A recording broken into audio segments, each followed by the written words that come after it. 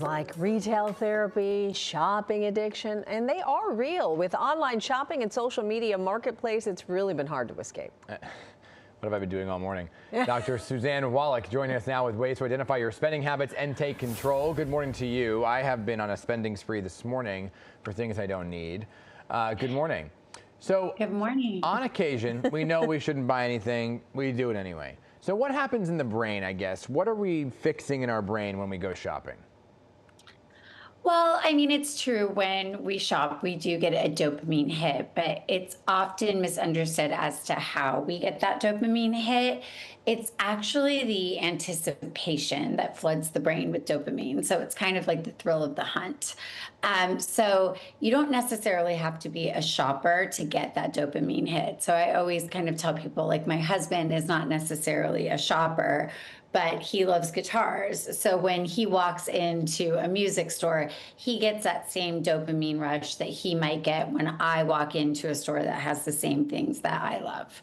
Oh, I see. Okay. But is in-person shopping more dangerous for us than online shopping? I mean, what are the benefits of in-person shopping?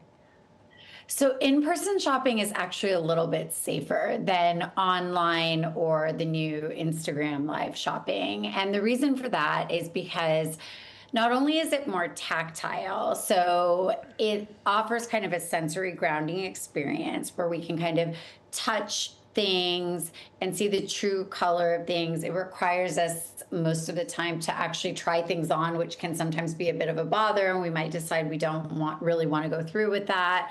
And it lowers our perceived risk of buying the item if we actually try it on, decide we don't like it.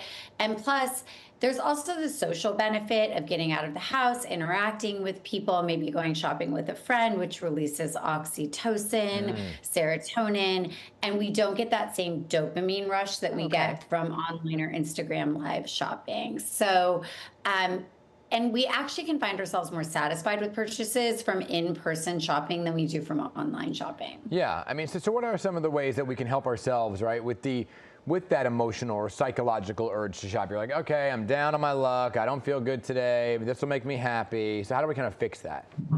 Well, I think the first tool is using mindfulness, right? So I think we don't use shopping, or I tell my patients, like, to try not to use shopping as a fix for something, the same way we wouldn't use any other behavioral coping mechanism as a fix for anything like gambling or drinking or anything else.